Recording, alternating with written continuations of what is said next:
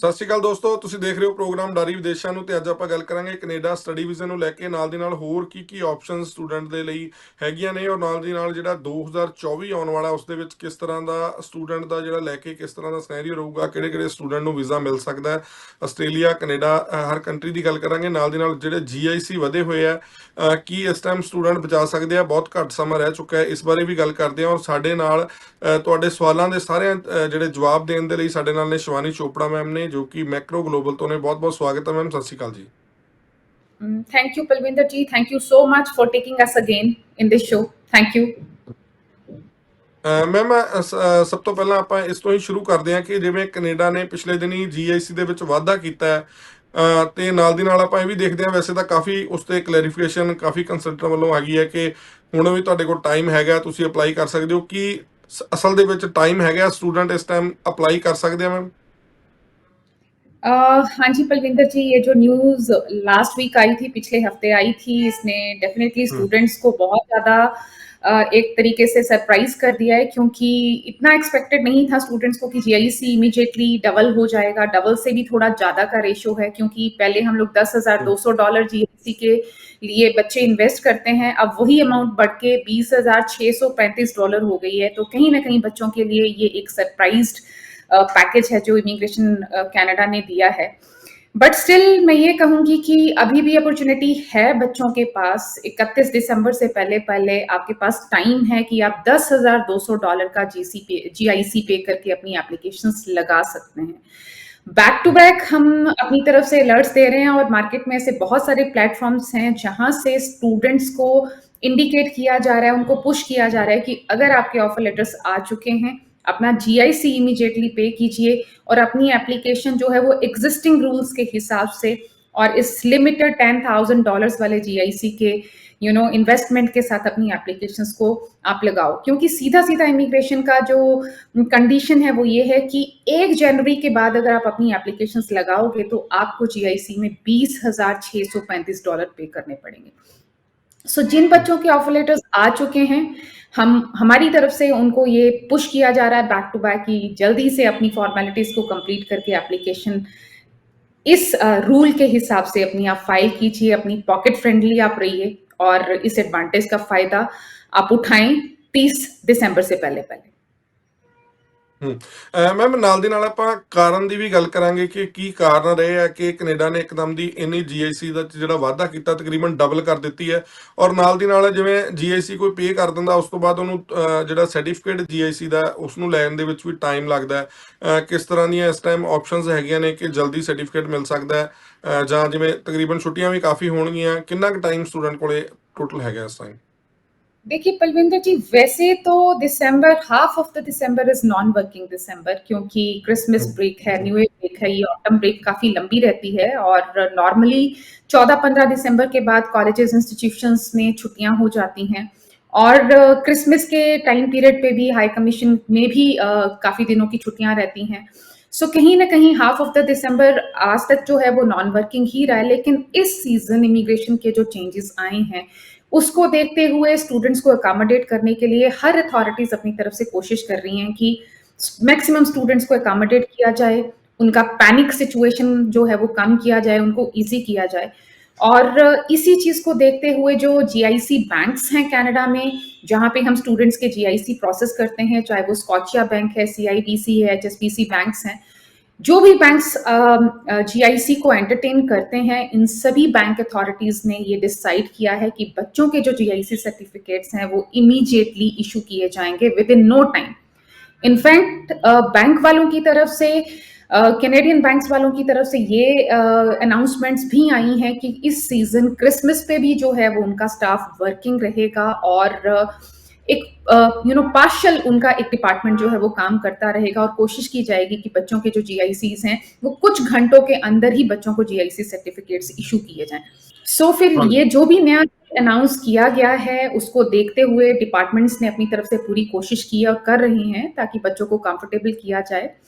और मेरा एडवाइस यही है कि जो बच्चे ये शो देख रहे हैं, जिनके ऑफर लेटर्स आ चुके हैं, वो टाइम वेस्ट ना करें, इमीडिएटली अपनी GIC इन्वेस्ट करके, फीस पे करके अपनी एप्लीकेशंस को 30 दिसंबर से पहले इमिग्रेशन में लॉन्च करें वीजा के रिजल्ट्स के लिए। इसके साथ-साथ मैं ये भी कहूँगी, जैसे आपने ये पूछा है कि बच्चों के लिए कितना ईज़ी है या कनाडा जाना चाहिए या किस ग्राउंड पे जीआईसी को डबल करने का जो डिसीज़न है वो इमिग्रेशन की तरफ से लिया गया है। सो मैं हम्म। थोड़ा-सा कहना चाहती हूँ कि कहीं न कहीं हमारे स्टूडेंट्स का ही एक जो है वो मिस्टेक कह सकते हैं, या ये जो र्यूमर्स कह लीजिए, या प्रैक्टिकली ऐसा है। ये जो हम्म। अनाउंसमेंट्स बार-बार कनाडा की तरफ से आती हैं, या इस तरीके की जो न्यूज़ आती हैं कि कनाडा में बहुत ज़्यादा रश हो चुका है, बच्चों के लिए जॉब्स नहीं हैं, अकोमोडेशंस बहुत ज़्यादा महँगी हैं, बच्चे स्ट्रगल कर रहे हैं, या हम्म। बच्चे गलत एक्टिविटीज़ हम्म। में अपने आप को इन्वॉल्व कर रहे हैं।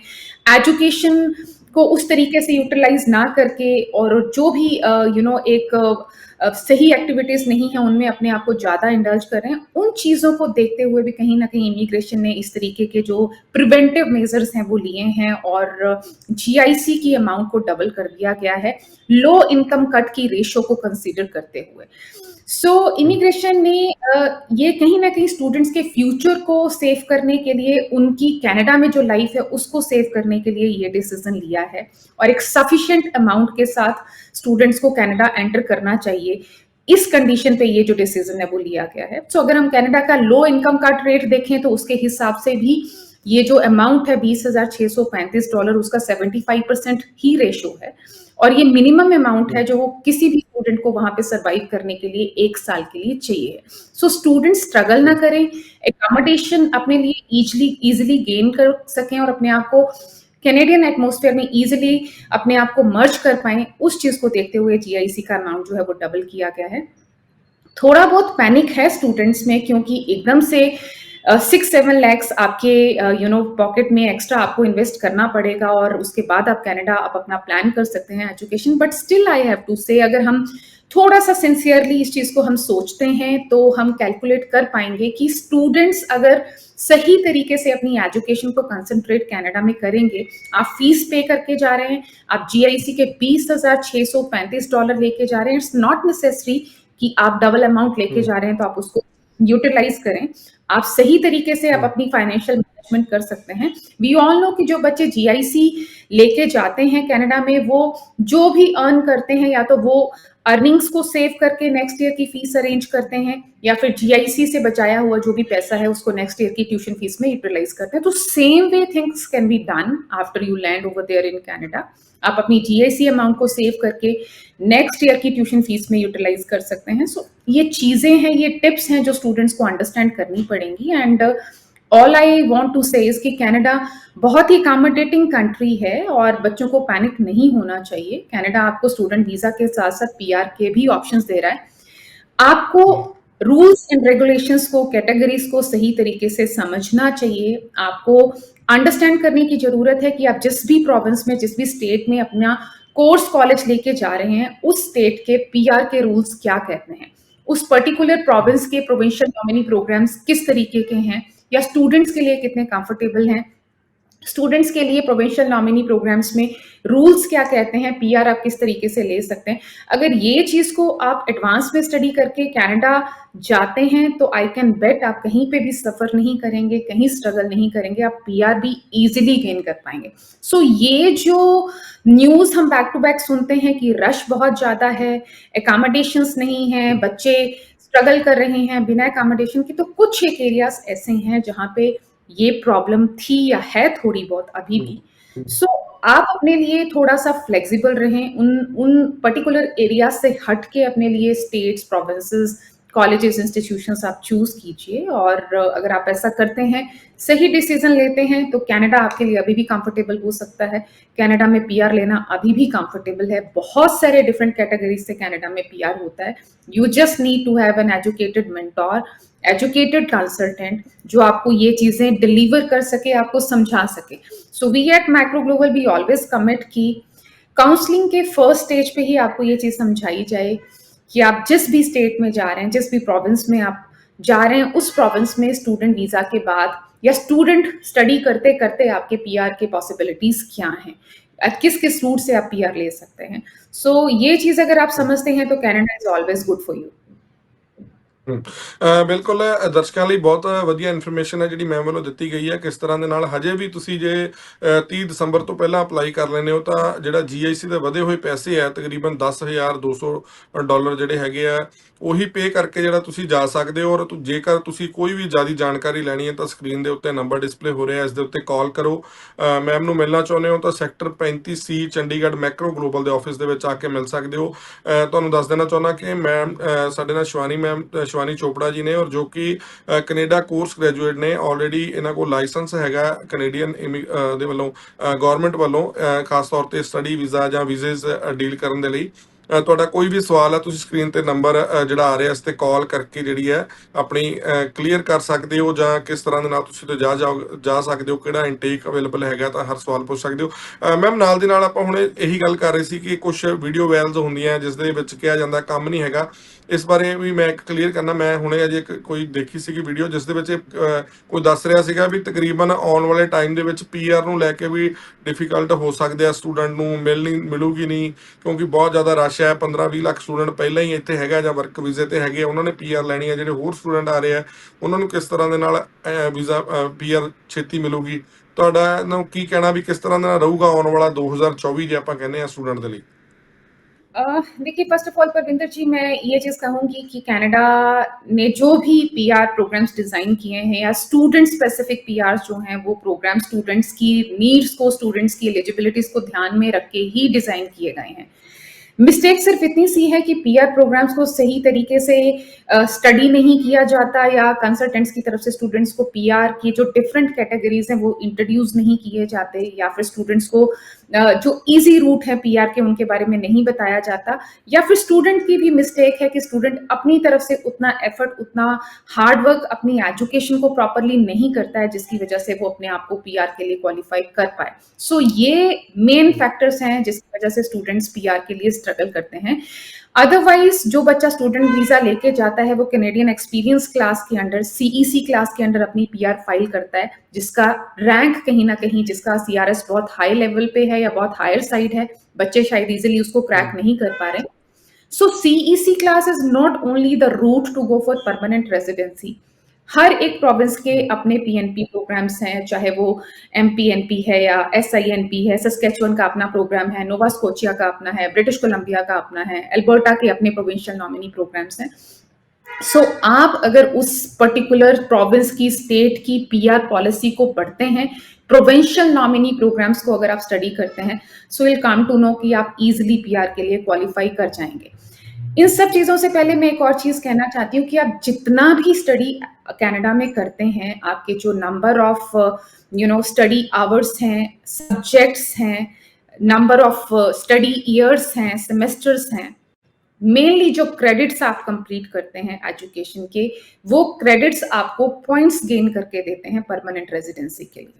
सो यहीं से हम समझ सकते हैं कि अगर हम अपनी एजुकेशन को कंप्लीटली सही तरीके से अपने क्रेडिट्स गेन करते हैं एजुकेशन के, तो यही क्रेडिट्स हमें PR के लिए पॉइंट्स गेन करके देते हैं और हम पॉइंट्स के बेसिस पे PR के लिए क्वालिफाई करते हैं। So students mainly diploma plan करते हैं।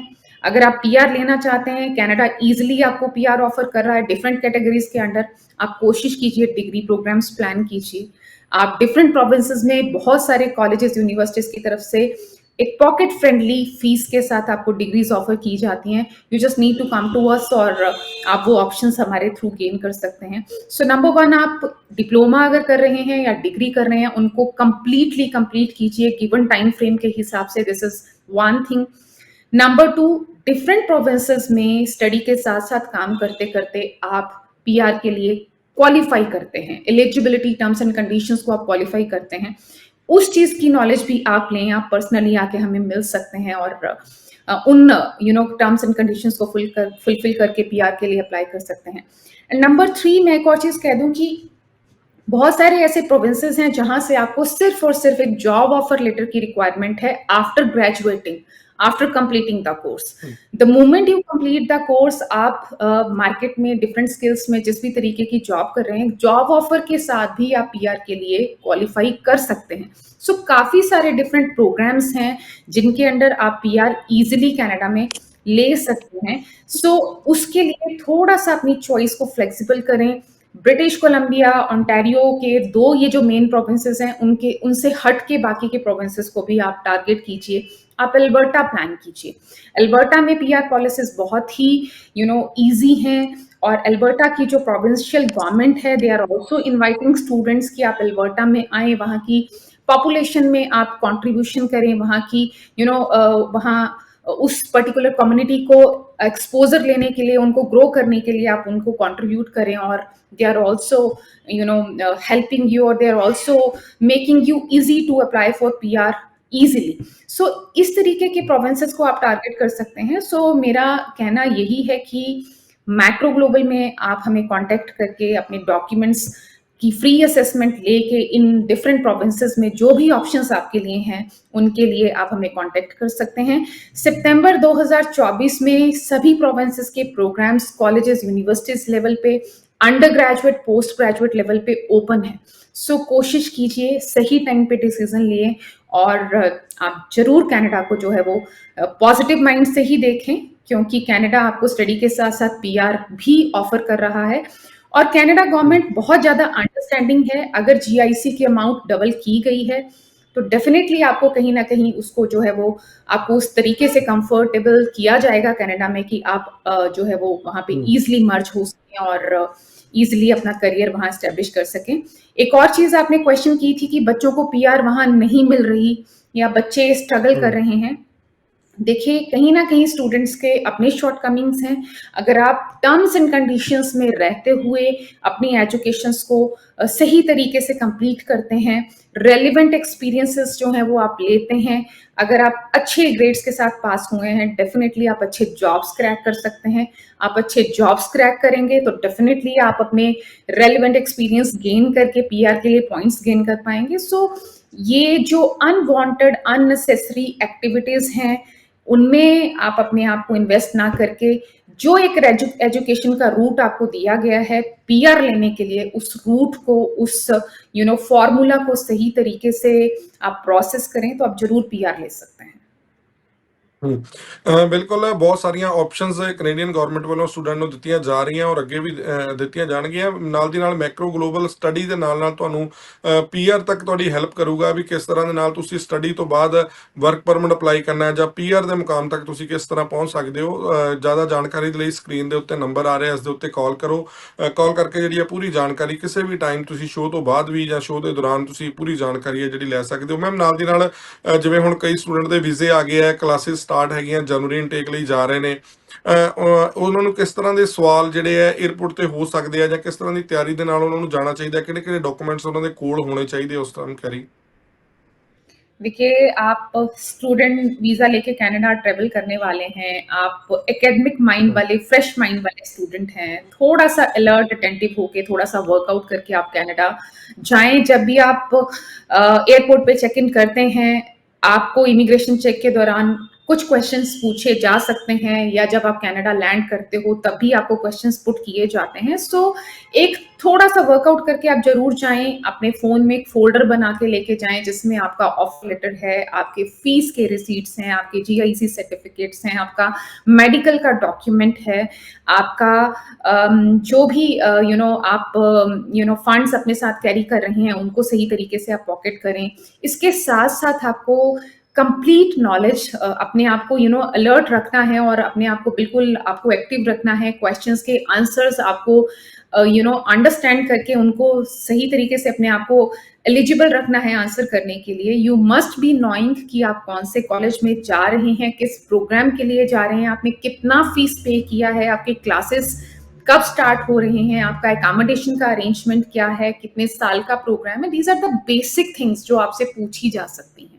आपसे आपके एकोमोडेशन को लेके भी क्वेश्चन किया जा सकता है कि आप कनाडा लैंड करने के बाद कहाँ जाके एकोमोडेशन आप लेने वाले हैं, या आप कितनी फीस पे करके आए हैं, या आपका इस तरीके के जो क्वेश्चंस हैं वो डेफिनेटली आपसे पूछे जा सकते हैं। आपसे आपको आपके डॉक्यूमेंट शो करने के लिए भी कहा जा सकता है। सो अपने डॉक्यूमेंट्स की पूरी अंडरस्टैंडिंग करके, अपने डॉक्यूमेंट्स को ढंग से स्टडी करने के बाद ही आप जो है वो एयरपोर्ट एंटर करें।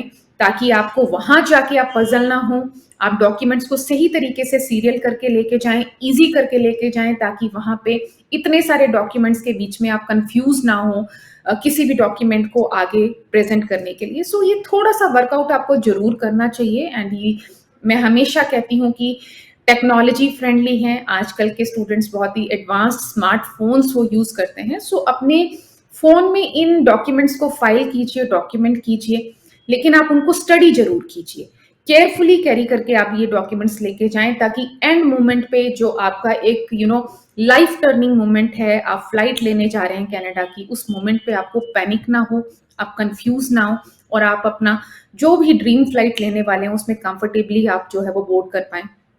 उसके लिए आप जरूर अपना ये वर्कआउट करके जाएं। और मैं बहुत बार ऐसे स्टूडेंट्स के साथ मिलती हूँ जो एक सरेंडर वाले माइंड के साथ आते हैं एंड दे नेवर बॉदर कि हमारे डॉक्यूमेंट्स क्या हैं और क्या हमें पैकेट बना के दिया जा रहा है। सो आई ऑलवेज मेक श्योर कि स्टूडेंट हमारे सामने टेबल पे बैठ के सारे डॉक्यूमेंट्स को स्टडी करें। उन्हें मालूम होना चाहिए कि आपकी फीस की रिसीट कौन सी है, या आपका जीआईसी सर्टिफिकेट किस तरीके का है, या आपके ऑफर लेटर्स कौन से हैं, या फिर आपका ट्रेवल डॉक्यूमेंट कौन सा है। सो ये सब चीजों का आइडिया आप जरूर इन चीजों को स्टडी करके जाएं, ताकि आपका जो चेक इन है, आपकी जो लैंडिंग है, वो इजिली हो सके।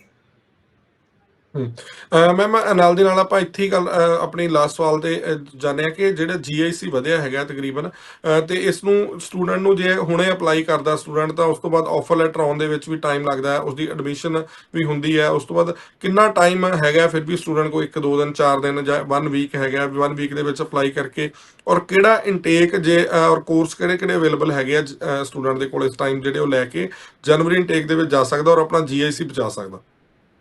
देखिए, मैं बहुत ही प्रैक्टिकल ग्राउंड पे इस क्वेश्चन का आंसर दूंगी पलविंदर जी, क्योंकि टाइम बहुत ज्यादा लिमिटेड है हमारे पास। ऑटम ब्रेक स्टार्ट होने वाली है और मैक्सिमम कॉलेजेस 15 दिसंबर से बंद हो जाएंगे, क्योंकि 16th का सैटरडे है और 17th का संडे है। सो इस वीक में कॉलेजेस कहीं ना कहीं डिपार्टमेंट्स बंद होने वाले हैं। सो हमें प्रैक्टिकली अंडरस्टैंड करना पड़ेगा कि इस मोमेंट पे अगर हम ऑफर लेटर अप्लाई करते हैं तो we are not going to have our offer letter within December. So इस टाइम जो ऑप्शन है स्टूडेंट्स के पास, ये उन्हीं स्टूडेंट्स के पास के लिए ऑप्शन है जिनके पास ऑलरेडी ऑफर लेटर्स हैं। जिन बच्चों के ऑफर लेटर्स इन हैंड हैं, जिनके पास ऑफर लेटर्स ऑलरेडी आ चुके हैं, वही स्टूडेंट्स इस टाइम पे इस टाइम फ्रेम का फायदा उठा पाएंगे। और उन्हीं स्टूडेंट्स को हम टारगेट कर रहे हैं, उन्हीं को हम एडवाइस कर रहे हैं कि ऑफर लेटर जिन बच्चों के आ चुके हैं वो इमीडिएटली GIC पे करके 31 दिसंबर से पहले पहले 30 दिसंबर से पहले पहले अपनी एप्लीकेशंस वीजा के लिए फाइल करें। मैम बहुत बहुत धन्यवाद जी, ਤੁਸੀਂ ਆਪਣਾ ਕੀਮਤੀ ਸਮਾਂ ਦਿੱਤਾ ਜੀ। ਥੈਂਕ ਯੂ ਜੀ, ਥੈਂਕ ਯੂ ਸੋ ਮਚ। ਨਾਲ ਦੀ ਨਾਲ ਸਾਡੇ ਦਰਸ਼ਕਾਂ ਦਾ ਵੀ ਬਹੁਤ ਬਹੁਤ ਧੰਨਵਾਦ। ਸਤਿ ਸ਼੍ਰੀ ਅਕਾਲ।